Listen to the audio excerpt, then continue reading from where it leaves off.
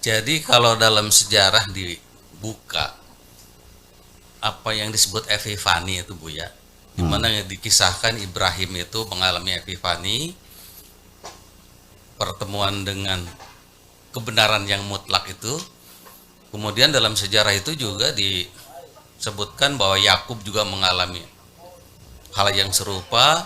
Kemudian para spiritual juga bercerita tentang epifani itu, di mana sebetulnya kalau kita ambil padanan pada spiritual pada agama yang lain termasuk paganisme, diserupakan dengan epifani itu menjadi satu model di mana para spiritual dari paganisme pun mengatakan itu epifani semacam gitu.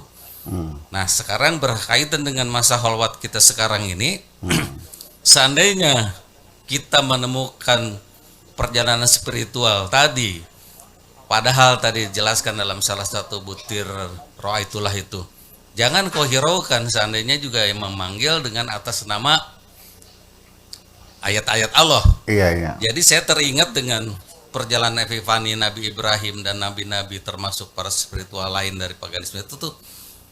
Sekarang apakah epifani itu hanya merupakan simbol dari perjalanan spiritual yang tidak terbahasakan dalam bahasa pragmatis, apa memang itu adalah perjalanan spiritual yang patut kita renungkan?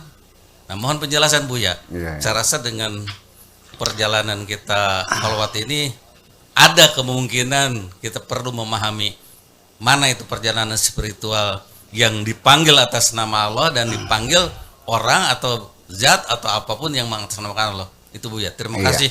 Assalamualaikum warahmatullahi wabarakatuh.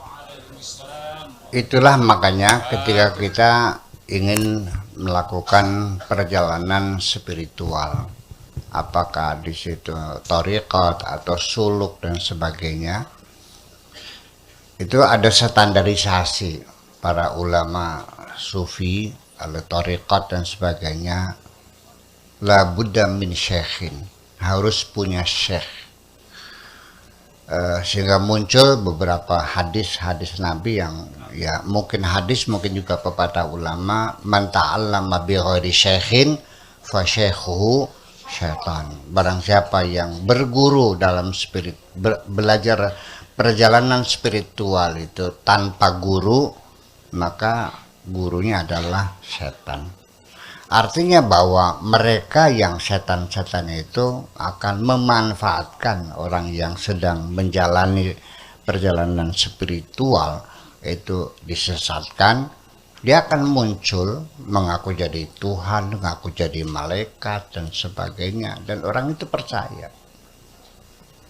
Makanya perlu mursyid, karena mursyidlah yang berpengalaman, dia punya detektor.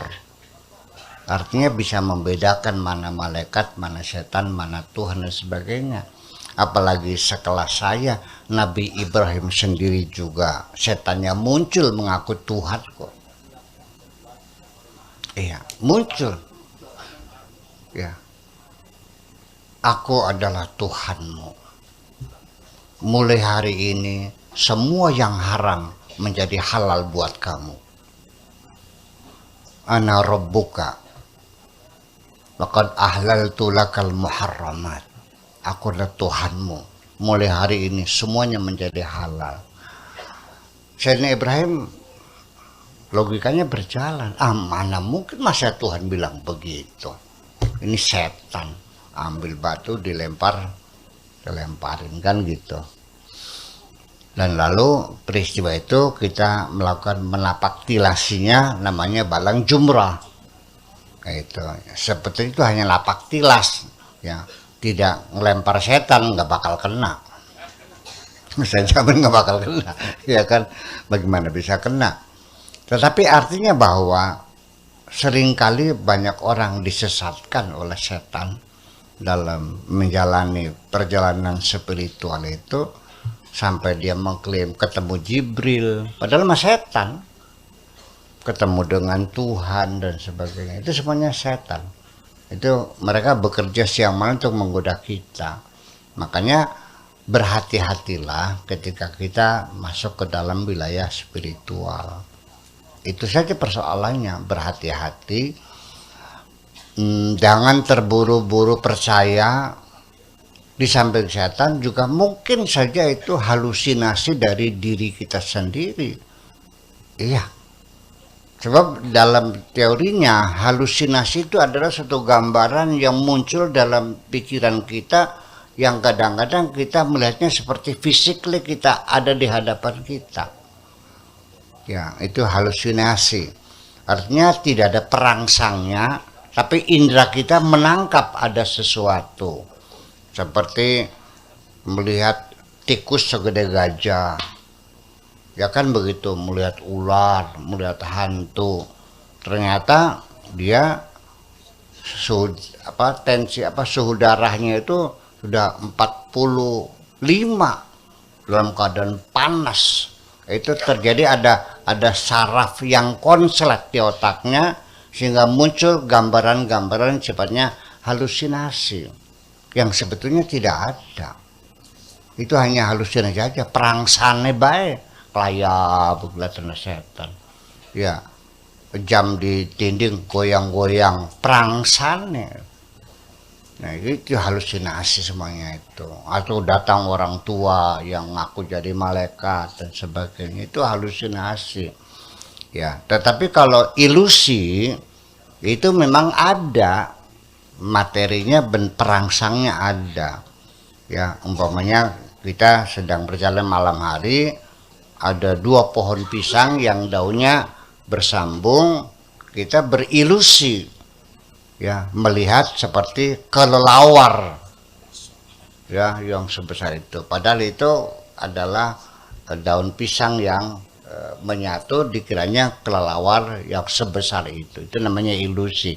Kalau perangsangnya tidak ada, namanya halusinasi. Terjadi halusinasi adalah secara neuroscience adalah sebabnya karena ada saraf-saraf tertentu yang rusak karena kita suhu panas kita sangat tinggi sehingga terjadi, kalau kabel mah konslet lah, ya, akhirnya memercikan api dan sebagainya.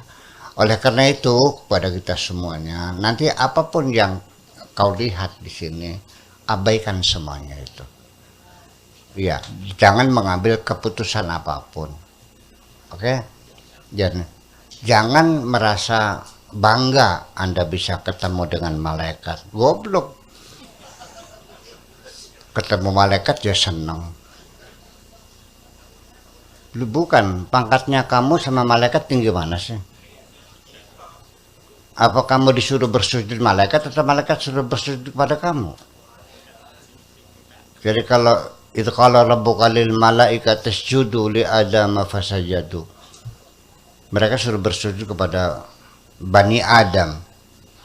Bahkan sebelum kita terlahir dari perut ibu, ketika masih dalam perut ibu, Allah sudah menyuruh para malaikat suruh bersujud kok. Wa idza sawaitu wa nafakhtu fihi min ruhi faqa'u lahu sajidin. Malaikat sudah disuruh bersujud kepada kita ketika kita masih berbentuk embrio, yaitu usia 4 bulan, sudah ditiupkan roh dari Tuhan, malaikat bersujud. Jadi siapa yang pangkatnya tinggi? Mungkin nggak ada seorang jenderal seneng banget ketemu sama kopral? Jadi artinya bahwa kamu nggak paham, kamu di jenderal, ngapain berbangga-bangga? Apalagi mending malaikat mana? Punya jin gorong-gorong, ngerasanya paling sakti sendirian. Hanya bikin repot aja kok. Ya, tiap hari minta makan tapi kerjanya nggak bisa. Iya. Inna rijalun minal insi ya'uduna bi rijalin minal jinni fazaduhum rahaqa. Orang yang meminta-minta sama jin itu nggak ada manfaatnya kok, hanya membuat lelah saja. Beli pegel bae, makan yang gajinya kerjanya lebih bisa. Kerja makan tiap hari kita kasih makan, yaitu dengan menyan segala macam. Ya, tapi ketika suruh ngambil duit juga nggak bisa. Iya kan, seperti itu. Jadi nanti pada ujungnya ada banyak kemungkinan. Ya bisa malaikat beneran, bisa setan ngaku malaikat, bisa setan ngaku jadi Tuhan, bisa halusinasi, bisa ilusi, dan itu semuanya kemungkinan. Tapi saya tidak akan menuduh siapapun. Tetapi yang jelas bahwa kita umat Islam itu ada standarisasi ketika menjalani perjalanan spiritual, itu perlu ada pemantauan khusus dari sang guru namanya syekh, atau istilahnya adalah mursyid. Dan bapak-bapak juga saya mohon maaf bahwa dulu saya ikut puasa di hutan 40 hari. Kalau yang saya bimbing itu seminggu nggak makan, nggak minum, nggak tidur, saya juga di sampingnya, artinya di hutan bersama-sama, ya nggak makan juga, nggak minum juga, nggak tidur juga seminggu, dan seterusnya. Nah sekarang saya sudah tidak bisa lagi mumpuni, ya saya paling hanya sehari 2 hari nanti saya sini lagi gitu aja. Mungkin setiap malam Rebo kita akan kasih pengajian ya untuk ini. Ya mungkin kalau hari kosong juga saya kesini. Ya tetapi saya kasih peringatan mumpung Pak Didi nanya, jadi abaikan saja dulu. Apapun yang kau lihat, apakah perempuan cantik jelita, apakah sesuatu yang menyeramkan, atau yang aku malaikat, atau juga mungkin bapak-bapak melihat saya di gubuk, melihat itu, udah abaikan saja lah. Dan biasa masuk dalam mimpi. Saya juga aneh kenapa banyak orang mimpi saya ya. Iya, saya juga nggak tahu, saya nggak pernah nyebar mimpi kok.